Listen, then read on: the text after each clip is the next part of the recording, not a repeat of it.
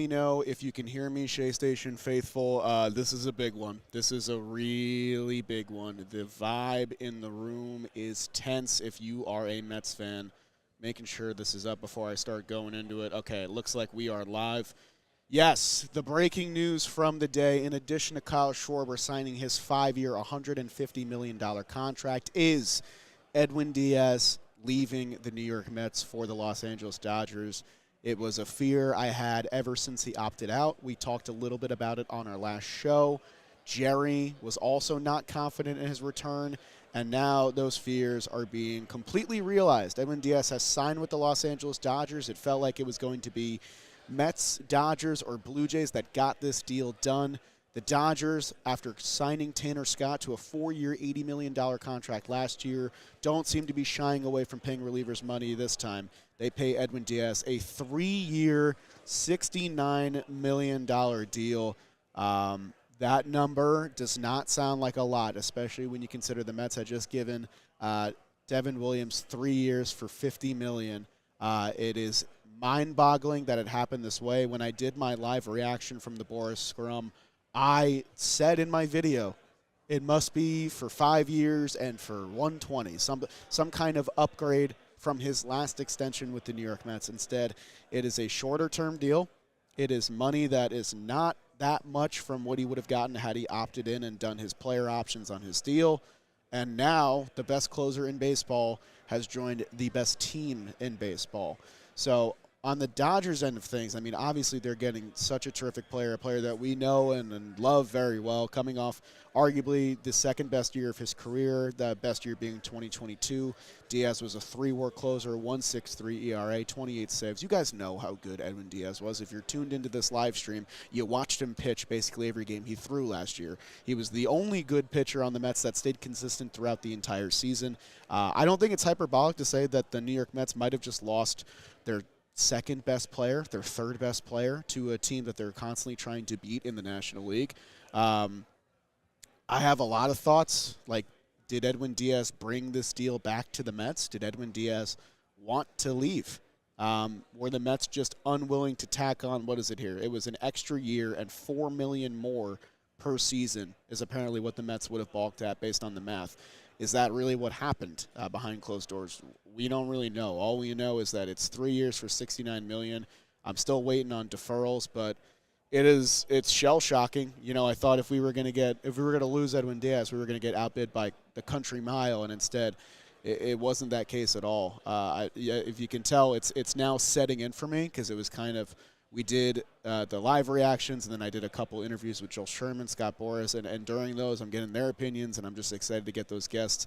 Now that I'm doing this stream, I'm like, shit, Edwin Diaz is no longer a Met, and we have to face that reality. I mean, a thing we talked about on the last show was that the Mets bullpen is in dire straits right now. If you look on their roster resource, it is not a pretty sight, but that came with the sort of assumption that, okay, well, when Edwin Diaz comes back and everyone moves down a pick, things start to look a lot better, and then you can talk yourself into, this is a really good 8-9 duo. You have Minter and Raley as your lefties. That's a strong combination there, and you can add another middle reliever in the market. All this stuff that was hingent on the return of Edwin Diaz. Now we don't have that. Now Devin Williams is likely your closer for the entire season, coming off the worst season of his career. You have a bunch of guys with no options that are the minor league guys that were bouncing up and down, like Austin Warren, Huascar Brazaban. I mean, it's not a major league bullpen. And it's just one of the many concerns that the Mets need to address this offseason. You can get into the lineup, how there's only 3 true hitters. The rotation was the reason last season fell apart, and now there's rumors that the Mets aren't even thinking about addressing it in any way. They're just going to operate internally. This is a very tumultuous point in this front office's tenure of they're losing out on big deals left and right, guys that would be fits on their team. I mean, Kyle Schwarber I didn't even really talk about, but the Mets were heavily rumored to be involved in that. They were one of the finalists for him, and instead he goes back to his team. He goes back to a division rival. A division rival retained their best player at the same time that the Mets lost one of their best players, and it's just a pure gut punch for Mets fans everywhere. I'm trying to keep up with chat, but it feels like the sentiment from chat is very similar. I'm seeing a lot of I'm sick, I'm mad, I'm sad. I just have to wonder what went into the decision-making for Edwin Diaz. Was he truly unhappy? Because all the reports we had seen throughout, the years that Edwin Diaz spent on this team after recovering and conquering New York like he did in 2022 was that he loved the family vibe of the organization. He had a great relationship with the Cohens.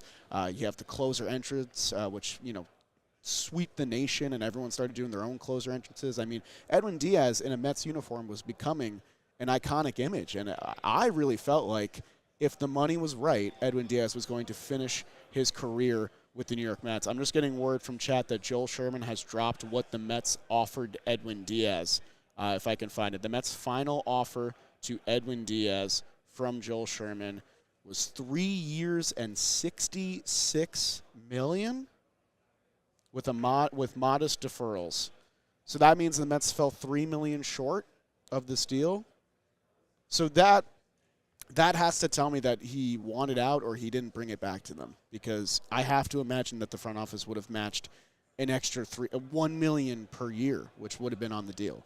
I'm hoping that's the case. If the Mets balked at the AAV going up $1 million and said, we're good, that is such a slap in the face to Mets fans. And it's bad business. Edwin Diaz is the best closer in baseball. He's showing no signs of slowing up, and you have this payroll to spend. This is as bad as it gets in terms of Mets losing out on players. I mean, Yoshinobu Yamamoto didn't feel good, how, he hiked up his price by basically using the Mets as leverage. That didn't feel great.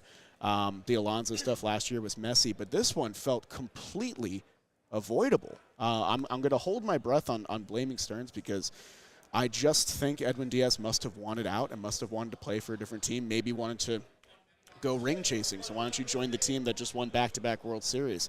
But the fact that the Mets came up that short in negotiations is really, really just another gut punch in the trio of gut punches that we've had to endure over the last 2 hours. So that's quite the bomb drop from Joel Sherman there. That is so tough, man. So how did the Mets pivot? I mean, the Dodgers, let's quickly look at the Dodgers bullpen, which, I mean, let's be real. The Dodgers needed Edwin Diaz, I think, just as much as the Mets did. Their bullpen was their Achilles heel last year. They were able to overcome that in their playoff run. They got some Herculean performances from guys you probably wouldn't expect. But their bullpen back end was Tanner Scott, Alex Vesia, Blake Trinan, who all were kind of out of the circle of trust. Vesia, of course, had to miss the World Series. You have Will Klein, the World Series hero at the back end. But, like, the Dodgers needed help here, and they definitely get it in Edwin Diaz. They completely bolster their bullpen. This roster has no weaknesses now. I mean, no weaknesses to be found top to bottom. When we look at the free agent relievers still available, I mean, there's a lane for the Mets to figure out what they want to do, and they can sign a bunch of guys to 1 to 2 year deals and still make something of this. But I'm starting to get the sense that they're going to operate a lot like they did last offseason, which is finding guys in the bargain bin with options, guys that have a specialty pitch or a certain amount of velocity, and they're going to be experimenting with those guys again, much like they did last season, to sometimes good effect and most of the time bad effect. When we look at the relievers that are still available on the market, and we'll look at guys that are not signed yet, I mean, Pete Fairbanks not getting his arbitration value from the Rays is huge. I'm hoping the Mets can get involved in that negotiation. So far, we've heard White Sox and Arizona Diamondbacks. Beyond him, Kenley Jansen is the guy that's out there, but let's be real, I kind of feel like he's a Dodger too. I don't think many people would disagree with that sentiment. The biggest name that's still there, and I think plan A for the Mets now, is Robert Suarez, who kind of fills a similar profile to Edwin Diaz, except, of course, without the nasty wipeout slider. But Robert Suarez, he throws 100. He's got a deeper pitch mix. He's been closing for years at this point. He would probably be on that 2 to 3 year deal that we have been projecting for him. I mean, we were projecting Diaz for 5, so what do we know, But that probably becomes plan A. There was reports of the Mets being involved in the Robert Suarez negotiations. It looks like there's going to be another Joel Sherman update here. Looks like he's got his finger on the pulse. Let's see. The Mets expressed that there was wiggle room to go higher, but Diaz went to the Dodgers. So Diaz wanted to leave. That's really sad. That's really sad. Mets expressed that there was wiggle room to go higher, but Diaz. So I don't know if that means that the Mets didn't get a chance to match or a chance to outbid. I don't know if that means that Diaz got the 3 years for 69 and told the Mets, hey, this is good enough for me, I'm going to leave. I doubt that. But it's clear, and I trust Joel Sherman's reporting, especially revolving around New York teams, that the Mets didn't have an opportunity to bring Edwin Diaz back. as soon as the Dodgers got heavily involved. I get it. Edwin Diaz wants to win a World Series. That's the place you go when you want to win a World Series. He knew that his closer role was guaranteed, on basically any team. But, the best team in baseball gets that much more stronger by adding the number one at another position to their roster. For what is really, I'll say it, it's a bargain. 3 for $69. That is an absolute bargain for how good Edwin Diaz is. It's unreal that was all it took. I really thought Diaz would have got 4 to 5 years. And Diaz is in a position where, he could finish this 3-year deal and get another really good deal. Relievers, we've seen them pitch until they're 40, 41 years old. Shout out David Robertson. Diaz, when he finishes this 3-year deal, is going to be 34. I have to imagine he's going to have 5 more years left in the tank and can get another contract after that. Maybe he'll come back to the Mets at that point. That's what I'm thinking about now. But yeah, Chad, I'm sharing a similar sentiment to you. The only good thing that comes out of this, and I hate even mentioning this because, who cares, is that the Mets get a compensation draft pick because the qualifying offer was attached to Edwin Diaz. So the Mets get a comp pick in the 4th round. The Dodgers lose a couple picks, but, that's no consolation for losing one of the most important players on your team. We saw it in 2023. Buck Showalter just mentioned it on a podcast he did. When Diaz went down, the team fell apart around him. And it might sound weird to baseball fans thinking, well, this guy throws 1 inning every other night. How can he be that important to this team? But there is no better feeling as a baseball fan than going into the 9th inning with a lead and knowing we have this win in the bag, because that was the feeling you got when Edwin Diaz was on your team.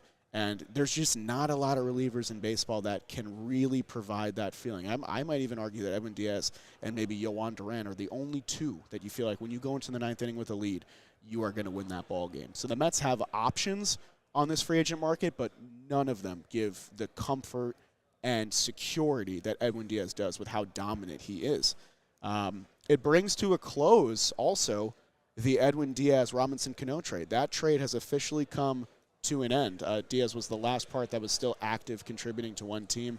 That trade is a resounding success from the Mets' perspective. Even though they took on all that Cano money, had to DFA him and all that, they gave up Kelenic. Kelenic never really panned out in that way, and Diaz ended up becoming a fantastic pitcher for the New York Mets after that disastrous 2019 season. Diaz's tenure in New York really is a nice story. It's a roller coaster ride between the awful 2019 season, his redemption in 22, the injury in 23, and then, of course, this wonderful contract year that he had, plus pitching in the playoffs for us and being so dominant towards the end stretch. It just sucks that it's over now because it felt like more could have happened. Some guy's dragging a wagon full of tech, and it is the squeakiest wagon I've ever heard in my life. Rob, can we get that? Holy shit, that is... It sounds like someone's running a teapot, and it's like steaming out. It's like, dude, move it off the stove. No way. I still hear it. He's all the way down there. That's insane. So that's what you were hearing. It wasn't a baby shrieking in the background. But, yeah, I've wanted to do an Edwin Diaz Mets video for a while. I guess I can now do that because the story has officially wrapped up. But, man, this is not the ending I wanted or anybody else wanted. I'm going to skim chat for a little bit here. Let's see what we got. Mets had wiggle room to go for more. He wanted out. You need the closer. Should Diaz be booed in his return? I don't think you boo Edwin Diaz. He's going to get a video on the Jumbotron. I feel like it's kind of similar to DeGrom, where, DeGrom wanted to change the scenery. He wanted out. I know that that's not – some people disagree with that sentiment, but I think most people would agree. And when DeGrom came back, he was welcomed with open arms because of everything he did for the team. It feels worse. I think – weirdly enough, it feels worse that he went to the Dodgers and not the Blue Jays, if that makes sense, because Dodgers, you're going to be facing Diaz in the National League. You're going to be competing against Diaz in the National League, whereas Blue Jays, you play them one series a year, and then you don't really think of him after that. And I think that was what helped the DeGrom wound of all right, he's going to the Texas Rangers. We're not really going to see. He only pitched against us for the first time this year after signing with them after 2022. Diaz, we're going to see a lot of. So, honestly, I'm also curious as to whether or not he gets booed, because it's hard not to take this personally as a Mets fan, to watch him kind of blossom and evolve from that 2019 season and become, one of the iconic faces of the team. Carlos Beltran is reacting now. As a Met, there's no doubt that some of the Mets fans are probably a little down right now. And as a Dodgers fan, you got to feel good about adding a guy like that. Yeah, you know what? I agree, Beltran. I agree. God, I can't. I keep seeing wiggle room all over my feed, and it's driving me nuts because how could the Mets not match this or get the opportunity to? It's mind-boggling. So, yeah, those are the key takeaways as I wrap up this live reaction of the Mets need to pursue the middle relief market much more aggressively than they have been. I'm hoping that they have some sort of response move at the winter meetings that we can chop up and talk about between Fairbanks or David Robertson or Taylor Rogers or Jansen. Like there's ways to make this a good bullpen with a bunch of these middle relievers on 1 to 2 year deals, but it's just none of it will feel as good as having Edwin Diaz at the top of it. And there's no, unless you can figure a trade of some kind. I don't even know what the trade market for relievers looks like. The guy you would have gone after is Yohan Duran, but of course he's already a Philadelphia Philly now. There's no one quite like Edwin Diaz on the market right now, and the Mets are really going to feel that. And dude, David Stearns' seat it's getting hotter and hotter with how many guys he continues to let go and not negotiate for or get the top bid for. Devin Williams, your closer of the 2026 New York Mets as of right now. It's going to be an interesting ride. Guys, make sure you leave a like on the stream. Make sure you tune in tomorrow. Me and Jerry will be recording an episode where hopefully we get to talk about a new reliever joining the team, please, because we need that. And we'll get his full thoughts here. But Edwin Diaz signs with the Dodgers, 3 years, $69 million. The Mets come $3 million short, and that's the story on that. We'll see you guys soon. Keep your heads up, Mets fans, but this is going to be a tough offseason. This is going to be tough. Good? See you.